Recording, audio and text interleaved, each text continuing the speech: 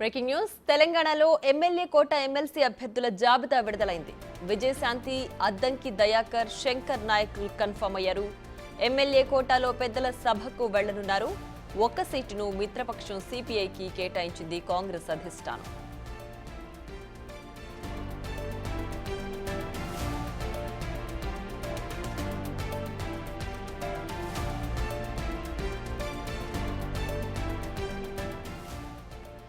ఇక తెలంగాణలో ఎమ్మెల్యే కోట ఎమ్మెల్సీ అభ్యర్థుల జాబితా విడుదలైంది.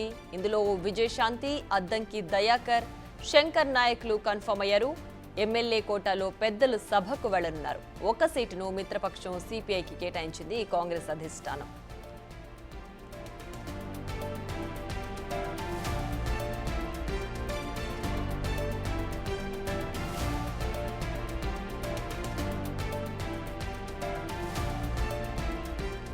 ఎమ్మెల్యే కోట ఎమ్మెల్సీ అభ్యర్థుల జాబితాపై ఢిల్లీలో పెద్ద కసరత్తే జరిగింది. ఏఐసీసీ అధ్యక్షుడు మల్లికార్జున ఖర్గేతో కేసీ వేణుగోపాల్ సమావేశమై చర్చించారు. అక్కడి నుంచే పీసీసీ అధ్యక్షుడికి ఫోన్ చేసి ఒక్కో సామాజిక వర్గం నుంచి 3 చొప్పున లిస్ట్ అడిగారు. ఆ జాబితాపైన కూడా చర్చ జరిగింది.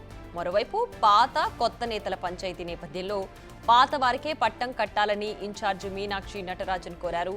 దీంతో మహిళా కోటాలో విజయశాంతి, ఎస్సీ నేత అద్దంకి దయాకర్, ఎస్టీ కోటాలో శంకర్ నాయక్ కు అవకాశం దక్కింది.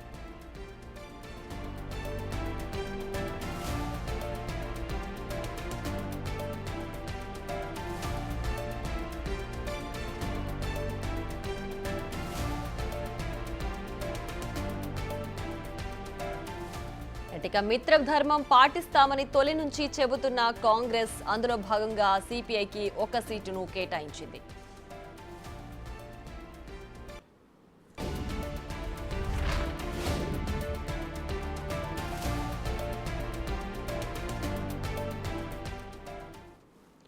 ఇక ఇదే అంశానికి సంబంధించి మరింత సమాచారం మా ప్రతినిధి ఢిల్లీ నుంచి శివ ఫోన్ లైన్లో అందిస్తారు. శివ చెప్పండి, మొత్తానికి లైవ్ లో శివ అందించడానికి సిద్ధంగా ఉన్నారు. శివ చెప్పండి, మొత్తానికి తెలంగాణ ఎమ్మెల్యే కోటాలో ఎమ్మెల్సీ అభ్యర్థుల జాబితాను విడుదల చేసింది కదా కాంగ్రెస్ అధిష్టానం. ఇప్పటికే 3 పేర్లు కేటాయించింది, అలాగే ఒక సీట్ను సిపిఐకి కూడా కేటాయించింది. ఏంటి దీనికి సంబంధించి పూర్తి డీటెయిల్స్?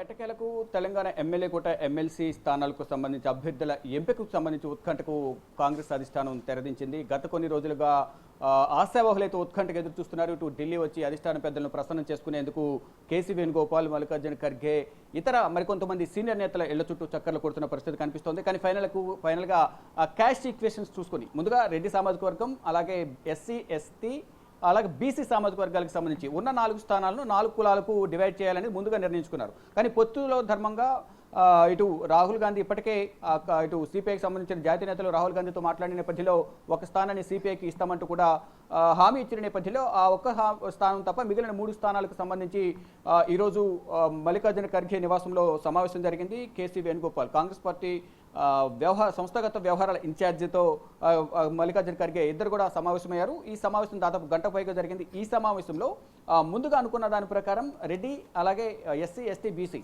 ఈ 4లో ఒకటి సిపిఐకి వెళ్ళిపోయింది. కాబట్టి ఇక 3 స్థానాలకు సంబంధించి ఒకవేళ ఎస్సీకి ఇస్తే ఎస్టీకి ఎవరు అని ఒక ప్రచారం జరిగింది. దానిలో భాగంగా శంకర్ నాయక్ సీటు దక్కకపోవచ్చందుకు కూడా అంతా ప్రచారం చేశారు. కానీ ఫైనల్గా అధిష్టానం మాత్రం శంకర్ నాయకే పట్టం కట్టింది.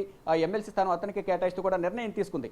ఇక ఓసీ సామాజిక వర్గానికి ఇటు రెడ్డి సామాజిక వర్గం కానీ మరోవైపు కమ్మ సామాజిక వర్గం ఇద్దరి పేర్లు బాగా వినిపించినప్పటికీ కూడా వారిద్దరిని పక్కన పెట్టి ఇటు ఎస్టీ లంబాడి సామాజిక వర్గం, ఎస్సీ ఇటు అద్దంకి దయాకర్ వీరిద్దరికి ఎమ్మెల్సీ స్థానాలు కేటాయిస్తూ కాంగ్రెస్ అధిష్టానం నిర్ణయం తీసుకుంది. మరోవైపు కాంగ్రెస్ సీనియర్ నేత మహిళా నాయకురాలు విజయశాంతికి కూడా పట్టం కడుతూ ఎమ్మెల్సీ స్థానం ఇస్తూ కూడా అధిష్టానం నిర్ణయం తీసుకుంది.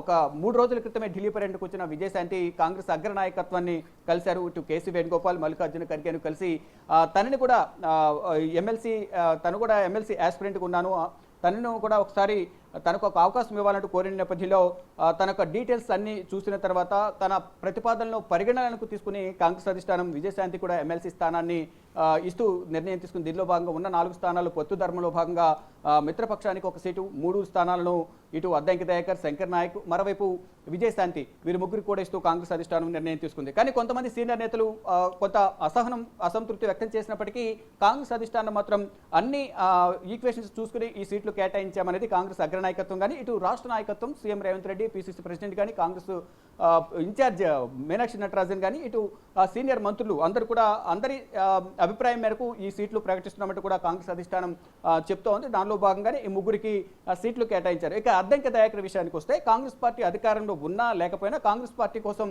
కష్టపడి పనిచేశారు అనే ఈక్వేషన్స్ కానీ అనే వివరాలను అన్ని కూడా సేకరించిన తర్వాత అద్దంకి దయాకర్కు ఈ సీటు కేటాయించారనేది కూడా తెలుస్తుంది. గతంలో కూడా మనం అసెంబ్లీ ఎన్నికల సందర్భంలో చూసిన నేపథ్యంలో ఆయనకు వచ్చే స్థానాన్ని మందుల సామాయిలకు ఇచ్చిన తర్వాత కూడా తను మందుల సామాయిల తరపున ప్రచారం చేసి భారీ మెజార్టీ రావడంలో అద్దంకి దయాకర్ కూడా కీలక పాత్ర పోషించారు.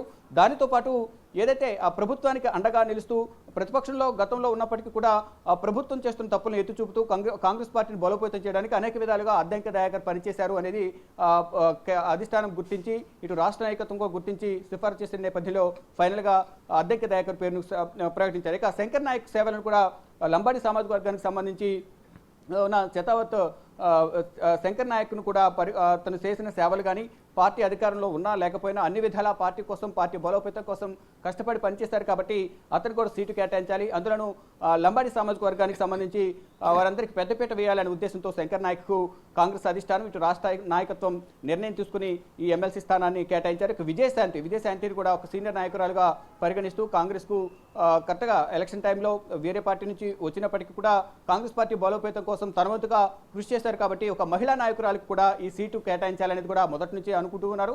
అంటే ఒకవేళ ఎమ్మెల్యే కోటాలో ఎమ్మెల్సీకి మహిళను కేటాయించాలి, మహిళకు ఇవ్వాలంటే ముగ్గురు పేర్లు ప్రధానంగా ఇక్కడ తెర మీదకి వచ్చినప్పటికీ, అంటే విజయబాయి, సునీతారావు, విజయశాంతి, మరికొంతమంది పేర్లు తెర మీదకి వచ్చినప్పటికీ కూడా ఇక ఫైనల్గా విజయశాంతి వైపే కాంగ్రెస్ అధిష్టానం మొగ్గు చూపింది.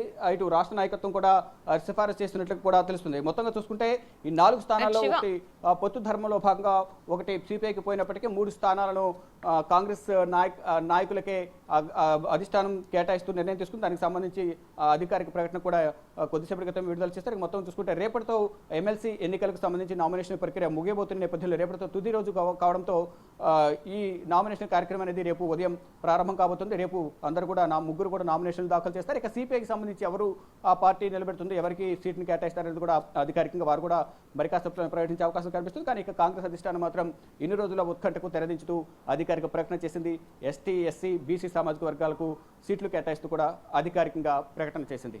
ప్రియా, రైట్ శివ. అయితే మీనాక్షి నటరాజన్ తెలంగాణ ఇన్ఛార్జిగా పగ్గాలు చేపట్టాక తన మార్కు చూపించిందని చెప్పుకోవచ్చా ఈ జాబితాను చూసిన తర్వాత? అంటే పార్టీ లైన్ దాటిన వారిపైన సస్పెన్షన్ వేట్ కావచ్చు, లేదంటే పార్టీ కోసం కష్టపడ్డ వారిని మేము ఎప్పుడు వదులుకోము, కాపాడుకుంటామని చెప్తున్న నేపథ్యంలో ఇప్పుడు మొదటి నుంచి పార్టీ కోసం, అంటే పార్టీ అధికారంలో ఉన్నా లేకపోయినా సరే కష్టపడ్డ వాళ్ళని గుర్తించి వాళ్ళకే ఇప్పుడు వాళ్ళ జాబితానే ఇప్పుడు రిలీజ్ చేశారని భావించవచ్చా ఇప్పుడు ప్రకటించిన అభ్యర్థుల పేర్లు చూసుకుంటే? రైట్, డెఫినెట్గా మనం ఇప్పుడు చూస్తున్న లిస్ట్ని బట్టి ఆ ప్రకటన బట్టి చూస్తే కనుక పాత వారు ఎవరైతే ఉన్నారో పార్టీ కోసం మొదటి నుంచి కష్టపడి పనిచేసిన వారు, అధికారంలో లేకపోయినా పార్టీ కోసం కష్టపడి వారు పార్టీ బలోపేతానికి కష్టపడి పనిచేసిన వారికే ఇక్కడ పెద్దపీట వేసినట్లు కూడా మనకు అర్థమవుతుంది. అందులోనూ క్యాస్ట్ ఈక్వేషన్స్ కూడా ఎస్టీ బడుగు బలహీన వర్గాలకు కూడా పెద్దపీట వేసే విధంగా కూడా ఇక్కడ కాంగ్రెస్ అధిష్టానం నిర్ణయం తీసుకుందనేది మనం ప్రధానంగా ఇక్కడ లంబాడి సామాజిక వర్గం, ఇటు ఎస్టీ సామాజిక వర్గానికి, ఎస్టీ సామాజిక వర్గాలకు పెద్దపీట వేయడాన్ని బట్టి చూస్తే కనుక వారి యొక్క సేవలను గుర్తించే ఈ టికెట్లు కేటాయించారనేది కూడా మనకు ప్రధానంగా అర్థమవుతుంది. అద్దంకి దయాకర్ మనం మొదటి నుంచి కూడా పార్టీకి సంబంధించిన అన్ని విషయాల్లో కూడా పార్టీ పట్ల తనకు విధేయతను చూపిస్తూ పార్టీ బలోపేతానికి, పార్టీ గెలుపు కోసం ఎంతో పనిచేస్తారు. ఫర్ ఎగ్జాంపుల్ మనం ఇటీవల జరిగిన తెలంగాణ అసెంబ్లీ ఎన్నికలకు సంబంధించి ఎమ్మెల్యే టికెట్కి సంబంధించి కూడా అక్కడ మందుల సామాయిలకు టికెట్ కేటాయించడం, టికెట్ కేటాయించకపోయినా మందుల సామాయిల తరపున పార్టీ బలోపేతం కోసం, పార్టీ గెలవాలి, పార్టీ అధికారంలోకి రావాలి అనే ఉద్దేశంతో అక్కడ అభ్యర్థి గెలుపు కోసం అద్దంకి దయాకర్ ఎంతగానో పనిచేస్తారు. ఆ సేవలన్నీ కూడా ఇటు రాష్ట్ర నాయకత్వం, ఇటు జాతీయ నాయకత్వం కూడా గుర్తించిన నేపథ్యంలోనే ఆ సేవలను పరిగణనలోకి తీసుకుని ఎట్టకేలకు అద్దంకి దయాకర్కు ఎమ్మెల్సీ స్థానాన్ని కేటాయించిందనే ప్రధానంగా చెప్పుకోవాలి. మరోవైపు శంకర్ నాయక్ లంబాడి సామాజిక వర్గానికి సంబంధించి, ఒక వెనుకబడిన సామాజిక వర్గానికి సంబంధించిన నేత కావడం, పార్టీ బలోపేతానికి శంకర్ నాయక్ కూడా ఎంతో కృషి చేయడం, ఇదన్నీ కూడా ఈ సేవలన్నీ కూడా పరిగణనలోకి తీసుకుని ఇటు శంకర్ నాయక్ కూడా టికెట్ కేటాయించారు. మరోవైపు మహిళా నాయకురాలుగా విజయశాంతిని ఎన్నుకోవడం పట్ల కూడా మహిళలకు కూడా మేము మంచి అవకాశాలు ఇస్తాం, పెద్దపీట వేస్తాం అనేది ఒక సంకేతాన్ని పంపించేందుకే విజయశాంతి కూడా ఒక టికెట్ ఇచ్చారనేది కూడా మనకు ప్రధానంగా అర్థమవుతుంది. ఇక మిగిలిన 3 స్థానాల్లో 4 స్థానాల్లో ఒకటి సిపిఐ కేటాయించిన నేపథ్యంలో ఇక సిపిఐ ఎవరికి కేటాయిస్తుంది అనేది కూడా మనకు అధికారికంగా మరి కాసేపట్లో తెలిసే అవకాశం అయితే ప్రధానంగా కనిపిస్తోంది. పాత వారికే టికెట్లు కేటాయిస్తారు, కొత్త వారికి టికెట్లు ఇవ్వరు అనే ఈక్వేషన్స్ కూడా ఇక్కడ మనకు ప్రధానంగా అర్థమవుతూ ఉన్నాయి. Priya. Right Shiva, thanks for the updates.